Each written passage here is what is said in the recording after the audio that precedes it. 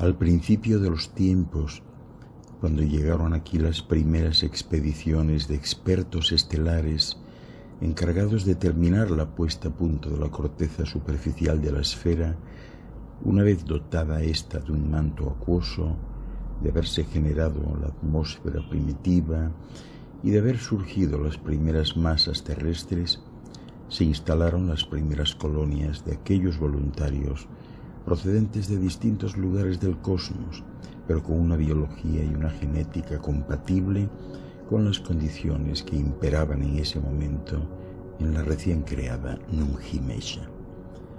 Curiosamente, en ningún momento había sido contemplada la posibilidad de que los moradores de la esfera tuviesen que trabajar para vivir, ni mucho menos que tuviesen que alterar la tierra en su orografía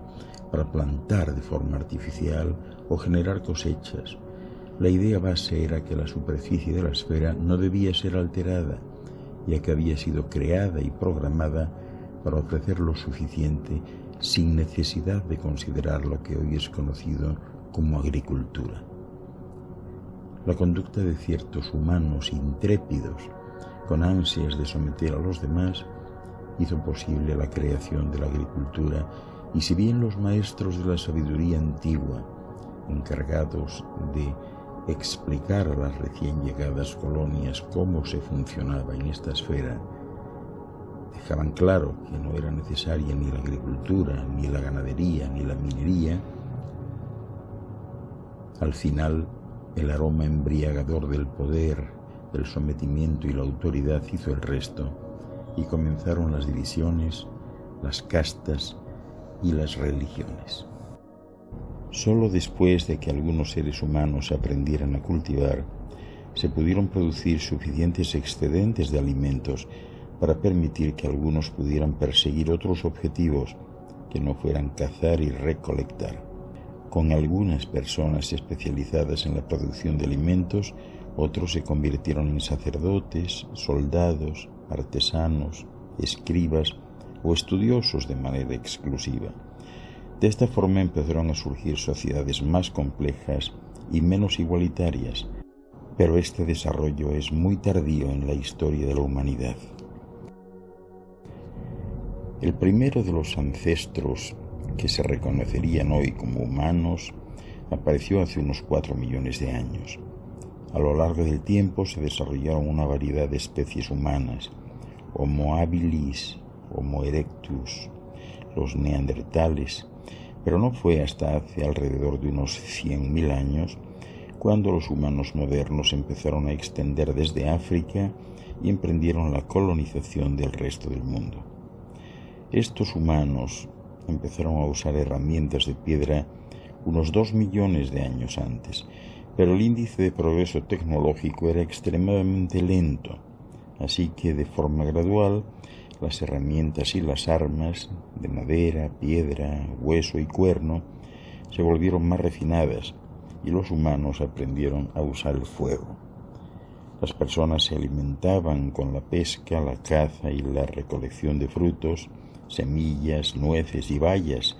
una forma de vida que puede sostener a grupos pequeños, pero que implica que los cazadores, recolectores, se tenían que mover en cuanto los recursos de una zona quedaban temporalmente agotados. Entonces, alrededor del año 8000 a.C., ocurrió algo extraordinario en el creciente fértil, una zona de Oriente Medio que se extiende desde los valles del Tigris y el Éufrates en el oeste, a través de Siria y después hacia el sur por el Levante. Fue aquí donde los seres humanos cultivaron por primera vez, iniciando una revolución global en la forma de vida de la humanidad. El creciente fértil fue la primera, pero no la única zona que experimentó una revolución agrícola. El cultivo se inició de forma independiente en otras partes del mundo, entre ellas Mesoamérica, la región andina de América del Sur, China, el sureste asiático y el África subsahariana. Probablemente no sea una coincidencia que el inicio de la agricultura hace 10.000 años coincidiese con el final de la última glaciación, Al calentarse la Tierra, las capas de hielo que cubrían la mayor parte del norte de Eurasia y América del Norte se derritieron, liberando grandes cantidades de agua dulce. En estas condiciones, la tundra poco densa dio paso a una vegetación más exuberante, sabanas y bosques,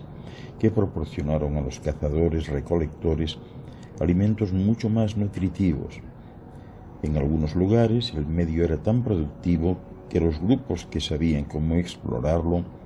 pudieron quedarse en lugar de moverse de forma constante. Con mayores cantidades de alimentos disponibles, la población creció y esto significó a su vez que la gente tuvo que inventar formas de sobrevivir durante los periodos de escasez, aprendiendo a almacenar la comida.